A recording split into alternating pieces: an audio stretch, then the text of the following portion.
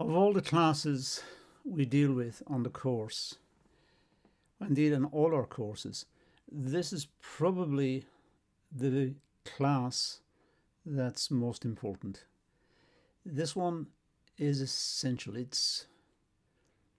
This explains a lot of the world for me and for a lot of people.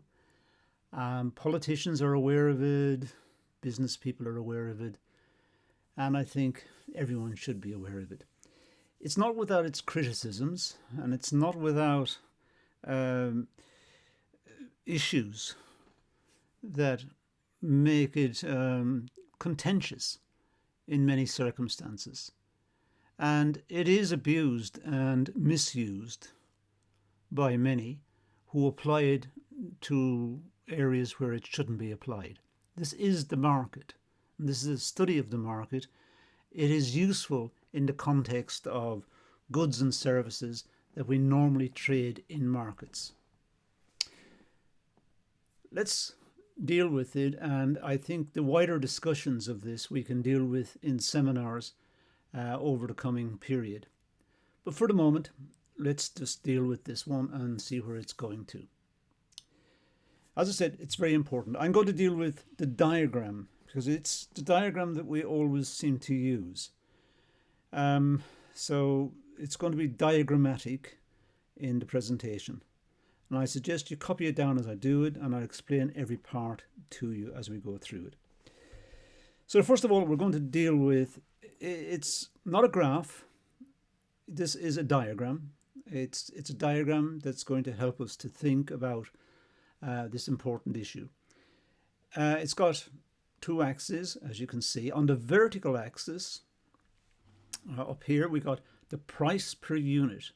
We have to have the price per unit because if I say to you the price of, I don't know, the price of petrol is £3 in sterling, it doesn't mean anything. Is it £3 a pint, £3 a gallon, £3 a litre, £3? What am I talking about? It doesn't make any sense. If you say, how much is the price of sugar? And I said sugar is €2 or $4 or £3 or whatever the figure is, it doesn't mean anything. Because am I talking about a barrel of sugar or a kilo of sugar, 10 grams of sugar? What am I talking about? We need to specify a unit. So it's the price per unit. The little u is important. It's the price per unit. On the horizontal axis, I have the quantity that's demanded or supplied. It's the quantity. We're measuring the quantity along this axis, this horizontal axis. And we got Q for quantity. And I got a little t. You can't see it properly here. It's tucked under the Q. There is a little t in there. It's the quantity per unit of time. If I say to you, my demand for butter is half a kilo. That doesn't tell you anything. Is it half a kilo a year? Half a kilo a day? What is it? I need to specify a time period. Otherwise, it's a nonsense. I'm not telling you anything. I need to say my demand for something is so much per day. It might be my demand is once a lifetime for something. That's okay. I'm still specifying a time period. So we got these two little suffixes. The U, price per unit, and QT. T, you can't see it properly here on my diagram, but the little t shoved in there. The quantity per unit of time, per day, per week, per year, whatever it is. But we must specify it. Now we've got that far, we've got the axis set up. Remember that it's important. Once we've mastered the axis, now we can put in something like the demand. We have a product in mind, and that's the demand. Why is it that shape? Well, because Now we're going to play around with ideas to see how the market works. And generally speaking, as the price falls, we demand more. It's cheaper. So as the price falls, we demand more. There are many determinants of demand, not just the price, our income. The price could fall, but our income could fall even more. So even though it's cheaper, we can't afford to buy it.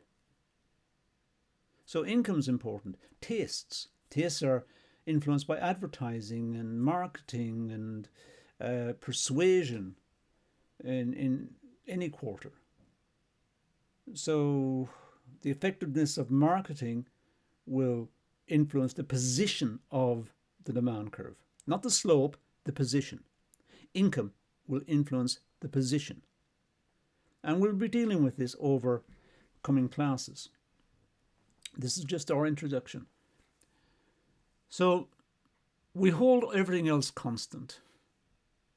If we do that, we use an assumption called ceteris paribus, which you will meet over and over, and you've probably met by now in some of the earlier classes. But for the moment, we're just saying that is the demand for this particular good or service, and as the price falls, we demand more of it because it's cheaper. That's our supply. Our supply depends on production and on industrialists and producers, and it depends on many factors. It depends on the weather, depends on the raw materials, the technology, it depends on many factors. But we'll just say that's the supply.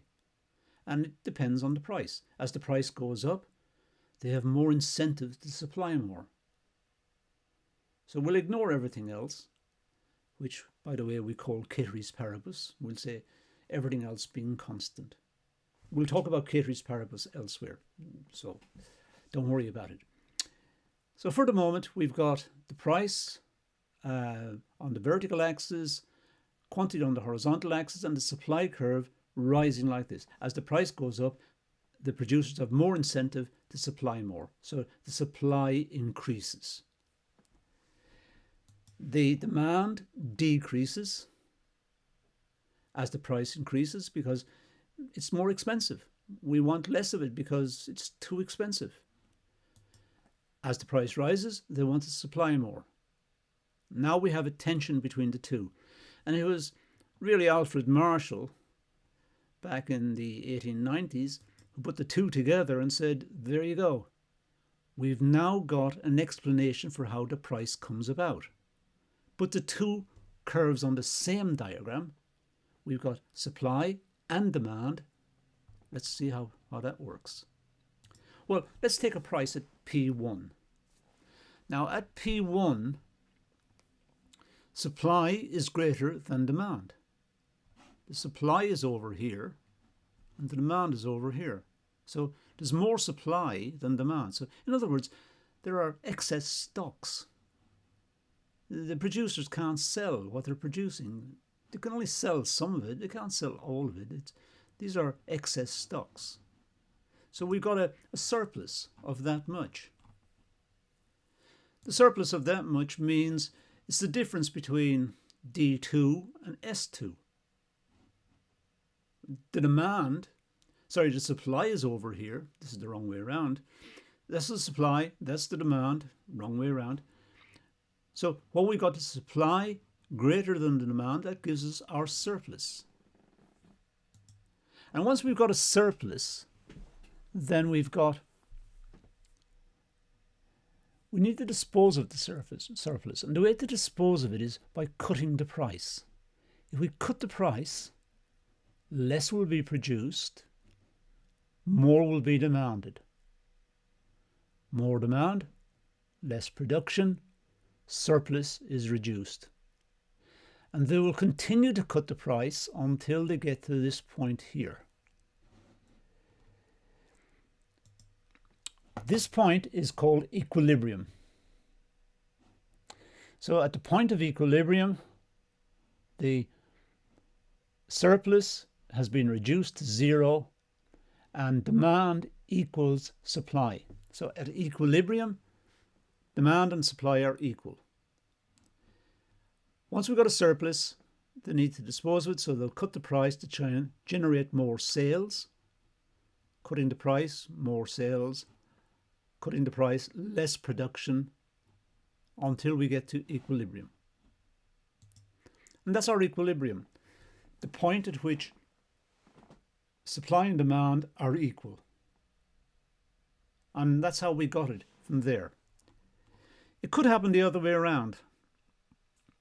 Here we've got, at the price P2, we've got demand over here at D2. We've got supply here at S2. We've got a shortage. Demand is greater than the supply. People want more of it than is being supplied. There's a shortage. The shortage means there could be a black market. In other words, people try to persuade each other to sell it, and they're selling it at a higher price, and some people buy it to sell, and they're trying to make the most of it. But really, all that's being supplied is this, S2. That's all that's coming onto the market. The demand is over here, much higher. So there's a shortage. The shortage means there's upward forces on the price. And as the price rises, demand will be cut back and supply will increase. As the price rises, producers have more incentive to supply more. Consumers will demand less, until we get to the equilibrium, which is the same as the equilibrium we had before. So there are pressures within the economy, within the free market, I should say, which is, of course, within the economy. There are pressures leading to an equilibrium in a market. So the equilibria in all the markets should come about this way. Now, obviously, there are forces that inhibit this, and we can talk about those in the course of the classes coming up. But for the moment, this is the basis of the market mechanism. This is the system under which we live. It happens automatically. It happens voluntarily. Nobody's forcing anybody. Nobody's doing anything out of the way. This is just market forces at play. Now, there could be changes in supply and demand.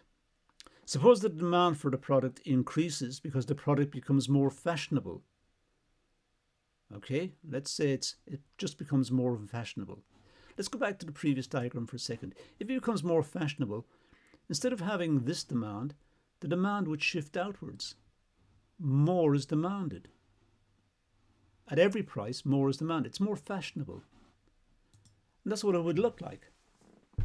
So it moves outwards from D to D1 because it's more fashionable. And if it's more fashionable, then at the old price, the equilibrium price here, at that equilibrium price, there's now a shortage because the demand is now moved from D to D1. It's moved outwards. What used to be a balance is now no longer a balance. It's now disequilibrium. So the demand is here at Q1. That's what's demanded. The price is still at PE. There's a shortage. So the customers start to bid with each other to try and get the product. They really want the product. The demand is out there. So they're offering higher and higher prices. As they offer higher and higher prices, supply starts to step up and the demand starts to fall as the prices rise. And eventually we're heading towards this new equilibrium up here. So there's upward pressure on the price. There's going to be more production, and this demand here is going to be reduced because it's over here. There's no demand for this because the price is up here. That's the new equilibrium. So we've moved from here, this one, up to here, this one. And I mark it here, equilibrium new, E new, and a Q, E new. So we've moved from PE to PE new. We've moved from QE to QE new. That's because the demand has increased. Suppose that the cost of raw materials is reduced in price so that the supply curve shifts to the right. Now, this time, raw materials have become cheaper for whatever reason. In the market, raw materials, whatever the product needs, those raw materials are now cheaper. Let's just say. Well, we have our initial equilibrium here, PE and QE. That's the equilibrium. Demand equals supply at that point. Now, if raw material prices fall, the supply curve moves downwards like this. So at PE, for example, more could be produced. It could be out here somewhere, out at this point, let's say. If I continued this line out here, it'd be out here. That would be the supply at PE. So at PE, we've got a surplus. This is the demand at PE, this one here, because the demand hasn't moved. It's still the same. Demand is here, but now the supply is out here because the cost of production has fallen. And if the cost of production has fallen, then we have downward pressure on the price because there's a surplus. And the producers try to get rid of the surplus by cutting the price. So they cut the price, and in that way the price falls, the demand will increase because now it's cheaper, and output will fall because they're not getting as much as they were before. It'll continue, demand will continue to increase, supply will continue to fall until we get to this new equilibrium point here. So we got a new equilibrium. We've got a new equilibrium at this point. And that's how the market mechanism works. Let's look at minimum pricing policies. Say a minimum wage. So let's say the government says everybody in the country should be paid a minimum wage of a certain figure. Let's say it sets the market rate is here.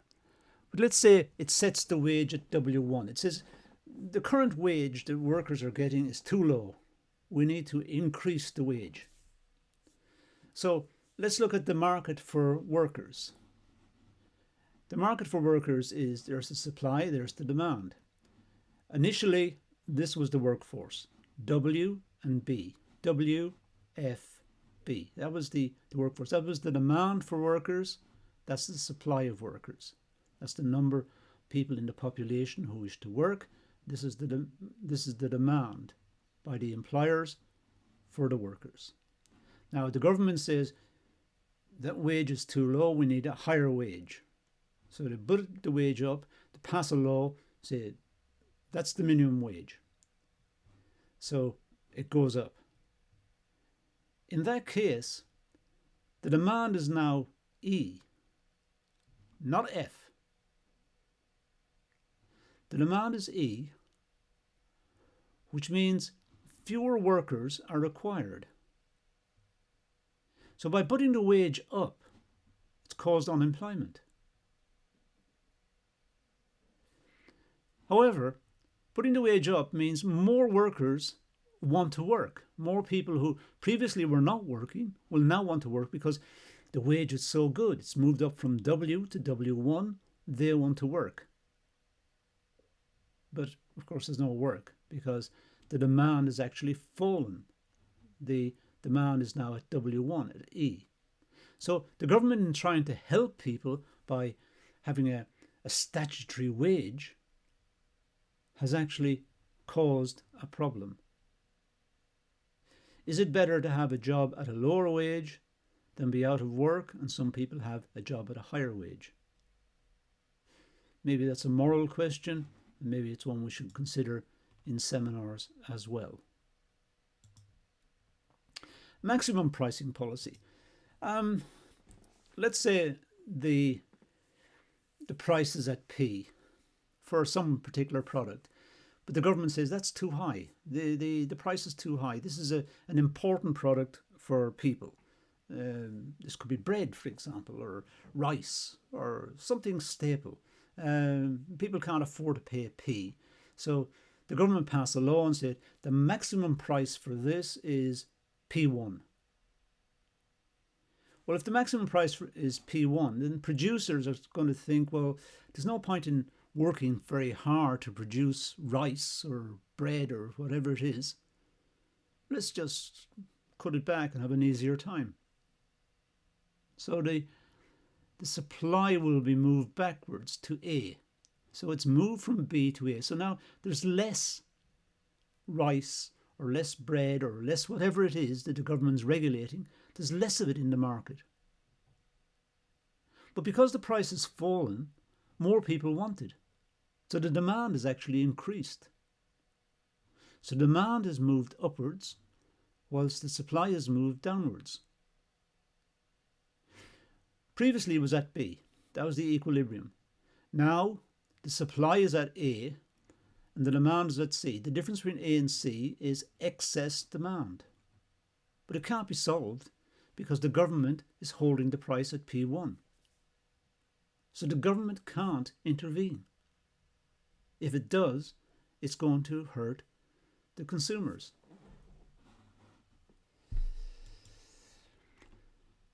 There's also the incidence of an excise tax, I should say. This diagram looks very complicated. Don't worry about it. Just let me explain what it is and you'll see what's happening. We don't need all of this. I think I went a bit extreme when I was doing this diagram. Let's say we have supply and demand. Here's the supply S, demand D. So just concentrate on this supply and this demand. Now the equilibrium is P. The equilibrium quantity is B. So we're there. Now let's say the government puts a price per unit on this item. So in the budget that it has every year in Parliament, it decides to increase the price of something, the price of this item. It increases it by a tax. It puts a tax on it, and the tax is T. And that's the same as increasing the costs of this item. So as far as the producer is concerned, that's the same as the cost of the raw materials increasing.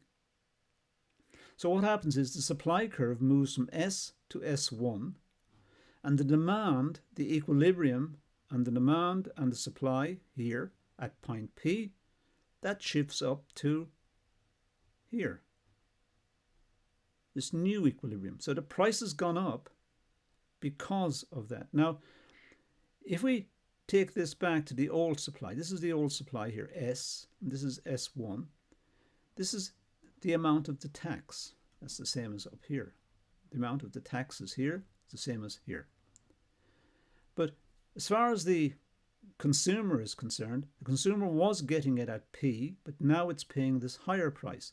So this proportion here of the tax is paid by the consumer, and this proportion down here is paid by the producer. So the producer is worse off, and the consumer is worse off because the government increased the tax. It all depends on the elasticity of demand, which we will talk about in different classes. But for the moment, that's how the effects of an increase in tax affects the market. What we've done in this class is very important. It's well worth watching the class many times, making your own notes, and we will be covering it many times over. We'll be explaining supply and demand many times. It's such an important topic. So please go over it many times, and we will encounter it again. We'll encounter actual classes on supply and demand again. And we make no apology for this because it is crucial. It's absolutely vital that we understand this. This is so important. So let's leave it at that and say thank you for watching.